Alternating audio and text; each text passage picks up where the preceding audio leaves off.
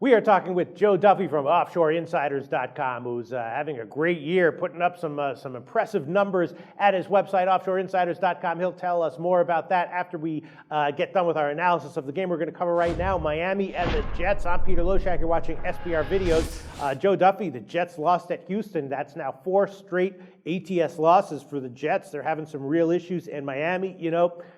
They're supposedly a team with some new fight under the new head coach, but, they're still a little bit up and down. Still some questions, though, with their talent. Their last game, though, they dropped passes and penalties, cost them, dearly, and they kind of just shot themselves in the foot that game.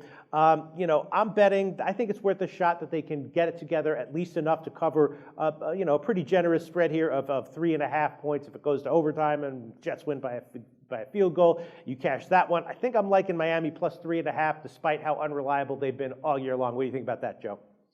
This is one of those games I kind of understand why none of the other handicappers really wanted to touch this game. I normally, among the many reasons that I am better than just about anybody else is I love these box of chocolate teams, these teams that everyone else is afraid of. But unfortunately, both of these, as I like to say, predictably unpredictable box of chocolate teams, they've been playing poor lately, which means I would go with them. But, of course, I can't go with both teams. So I think actually both teams are more in a situation where I would lean towards going with them, but they're going up against each other. So there's not really a big edge there. If anything, I don't know if I can totally agree with you because Miami really showed their most life during that almost inevitable, as they always say, when a underachieving team fires a coach in the middle of the season, they usually get that short-term spike, and that's when Miami played their best football, the 2 games after firing Philbin. But since then, they really haven't shown much life, and obviously under Philbin, they didn't show too much life. So if anything, I think maybe the Jets are the slightly better team, and of course, they're only laying slightly more than the home field advantage. But what really would scare me with Miami is Ryan Tannehill is at his worst against the blitz. He's got a league-low quarterback rating of 19.2 against the blitz, and the Jets certainly can bring the blitz under Todd Bowles, so they probably match up pretty well against them.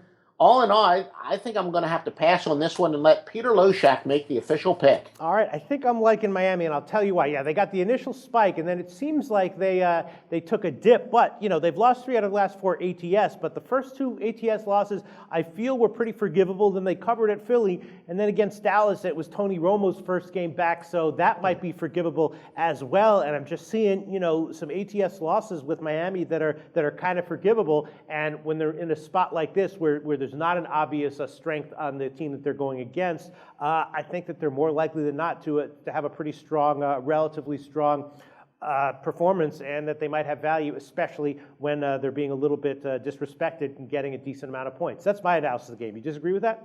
Well, it is possible. Like I said, once Tannehill starts to be counted out, is usually when he saves his job. He's not quite up there with my 2 favorite guys, Cutler and Stafford, under those circumstances, but he's certainly in the same mold. But like I said, conversely, because the Jets, I think, can really exploit his biggest weakness, and that is kind of panicking and soiling his pants against the blitz, I'm not so sure this is a game that he is going to bounce back. But again, it's not like I'm arguing for either side. It's kind of a pretty ugly game, if you ask me. Right. Well, we'll see. It's officially going to be a pass for Joe Duffy. I'll give an official pick. Miami currently plus 3.5. Joe Duffy, though, has a lot of official picks, premium picks at his website, OffshoreInsiders.com. And they've been doing great this year, Joe, right? Rattle off some numbers for us.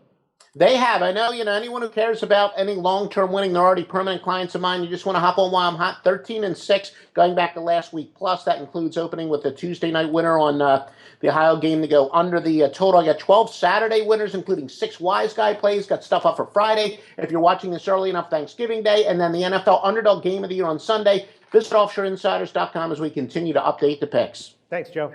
Thank you, Peter.